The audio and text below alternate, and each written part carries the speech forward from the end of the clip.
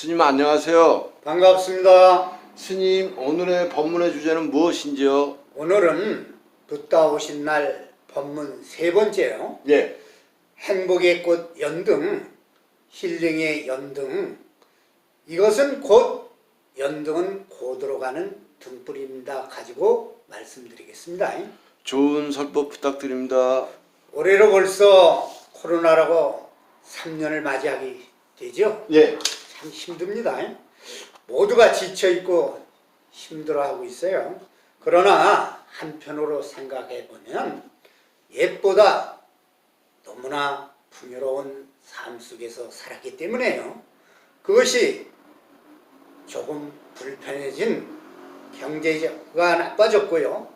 실업률이 높아졌을 뿐입니다. 우리 불자람은 이러한 환경 속에 원래 고라고 하셨던 부처님 말씀을 잊었기 때문입니다. 곱세게 본다면 하나도 어려울 것이 살아갈 수 있습니다.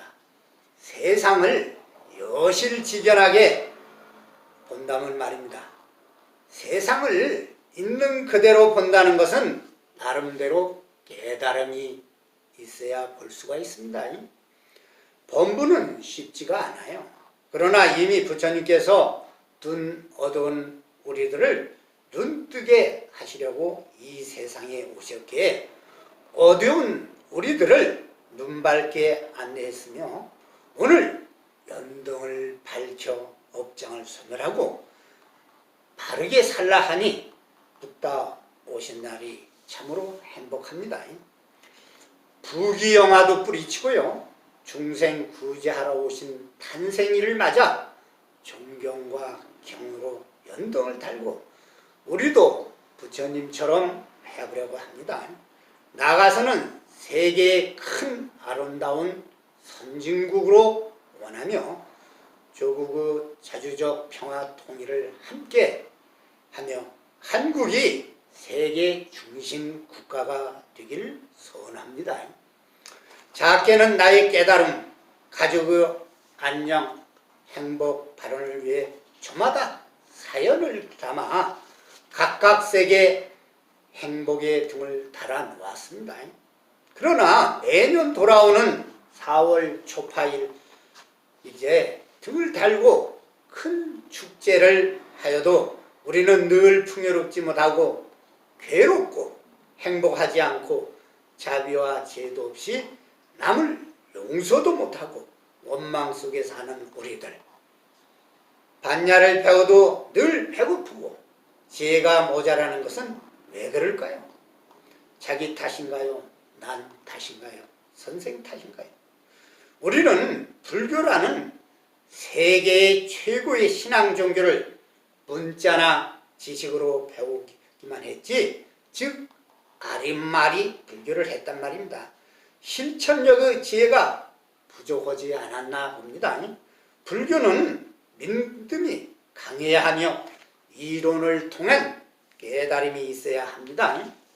이것은 붓다의 진리를 믿고 따라 행동하고 실천하라는 것이 아닙니까? 맹목적으로 믿음이 아닙니다. 불교는 절에 열심히 가고 빌고 염불하고 절만 해서는 안 된다는 것입니다. 바른 스승 밑에 배우고 수행하고 실천해 보라는 것입니다. 연등을 밝히는 것은 이런 뜻도 포함되어 있다는 사실을 우리 불자는 잊어서는 안 됩니다. 물론 바른 믿음으로 열심히 공부하고 수행한 불자들, 경험을 통해 체득됨이 있기에 불자됨의 자부심과 환희심을 가진 불자들도 많습니다.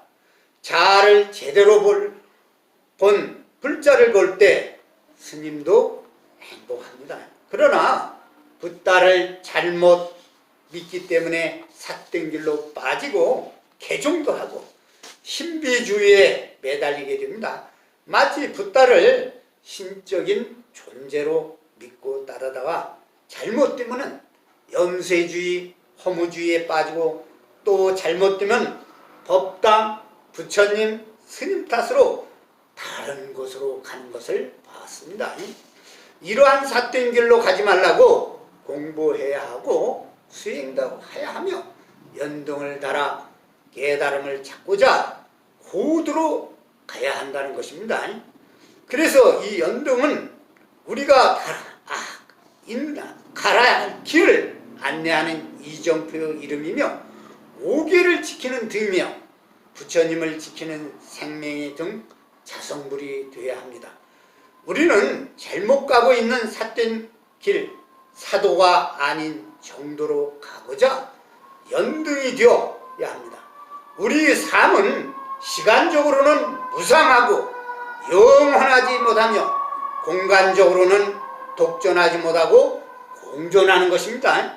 이러한 세상에 오신 부처님은 우리가 고통의 사바세계에서 벗어나 깨달음의 세계 반야에 피한 밝은 저곳으로 가라고 길을 안내하신 분입니다. 그 바른 길이 옛길이며 고도입니다. 즉 붓다가 걸어간 길, 깨달음의 길을 말합니다. 우리는 이 고도를 가려면 바른 스승을 만나야 합니다. 배우고 수행의 점검을 통해 처음이 고통과 인욕을 극복하고 인생의 삶을 극복하고 사람과 사람 관계, 자연 관계, 우주와 관계, 바람일로 지혜가 생겨 공존성을 알게 되게 됩니다. 목마른 자가 샘을 파야 하며 길을 잘못 가면 지도도 보고 나침판을 봐야 하듯이 우리 또한 스승의 지도하에 근본 오부경전을 종자삼아 정진해야 합니다. 이 경전은 초기 경전인 아함경, 대승경전은 반야부경전, 법화경, 화홍경, 종투부경전을 보고 초기 경전의 수행 사마다와 윗바사나, 대승경전의 수행론 유식, 능엄경, 원각경을 통해 수행 화두선, 관하선, 묵조선을 산매를 통해 깨달음을 얻고요. 전문 수행자가 아닌 일반 제가자는 절, 연불, 진원, 독성을 통해 산매를 통해 체험해봐야 합니다. 그러기 위해서는 우리는 바른 믿음, 신해가 되고 행증이 되어 관심이 되어야 합니다. 그러기 위해서는 아디, 무티, 인도하는 지침, 버릇, 습관, 행위 말합니다. 그래서 첫째, 쏠림이 있어야 합니다. 둘째, 경전의 재미가 길들여져야 합니다. 셋째, 건전한 관심, 즉 버릇이 물들여져야 합니다. 또한 우리 불자가 바른 길로 가기 위해서는 고도에서 닦아놓은 길을 선택해야 합니다. 그 길은 기초인 삼독심을 비우고 삼업을 청정히 하고 사막으로 멈춤없는 정진이 있어야 고도의 길이 보인다고 했습니다. 옛길을 찾는데 어디 그리 쉽겠습니까? 붓다 인멸 구전으로 전하다가 400년 후에 글자가 만들어져 처음 율, 경, 논을 가지고 하니 어렵지요. 직접 깨우침 없는 스승 밑에서 배우니 그렇습니다. 그러니 우리는 단순히 등을 신앙심으로만 복전을 밝힌다면 가정에서 밝히는 형광등보다 못할 수 있습니다. 달아놓고 정성의 공을 들이지 못한다면 복은 오지 않습니다. 복 받는 일, 불사를 해야 합니다. 여기서 불사는 붓다 공부를 말합니다. 또한 도량 건설을 하는 것도 불사라고 합니다. 금생의 사람으로 태어난 인연 헛되이 보내지 말고 붓다 만난 인연을 스님 뵙는 것은 참으로 좋은 덕을 쌓아야 되는 것입니다. 이 기회를 놓치지 마십시오. 무상함을 한시도 잊지 말고 이것이 나에게 맹구 우목의 행운의 당첨이라는 사실을 알아야겠습니다. 그야말로 깨달음의 복권 당첨된 사실을 실감하지 못하니 환희심이 없는 것입니다. 생각 없이 물질에만 정신을 쏟고 낭비한 삶은 언제나 어느 시대에 태어나도 값없이 윤회하고 말 것입니다. 우리는 잊어버린 마음을 찾고자 등을 달고 정도로 갈 수 있는 수계와 같은 인육등을 타려야 합니다. 정도로 가는 길은 첫째, 전견되어야 합니다. 전체를 볼 수 있는 눈이 필요합니다. 둘째, 정해가 되어야 합니다. 바로 이해하고 올바른 해석이 필요합니다. 셋째로는 직시하는 판단이 있는 그대로 볼 수 있는 해안이 있어야 합니다. 이러한 수행자는 마음의 준비가 되어 훈습이 생활화된 조건이 또 필요합니다. 첫째, 도덕적 감각을 갖춰야 합니다. 둘째, 도량의 조건이 되어야 합니다. 장소의 조건, 짜임새, 품격과 위험성이 있어야 합니다. 청정해야 합니다.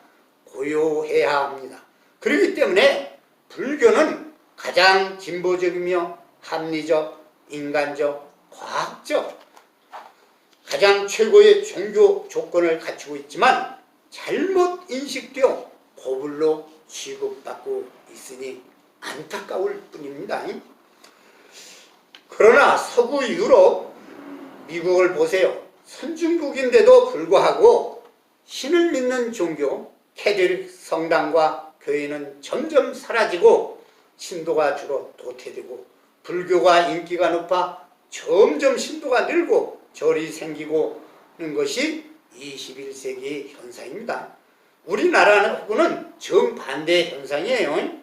그들이 가장 잘 맞는 종교를 찾았기 때문입니다. 이제 인류는 가장 진보적이고 과학적이며 철학적 인본주의 종교를 찾았기 때문입니다. 20세기 초까지 불교를 종교로 보지 않았어요. 서양 유럽에서요, 미국에서요.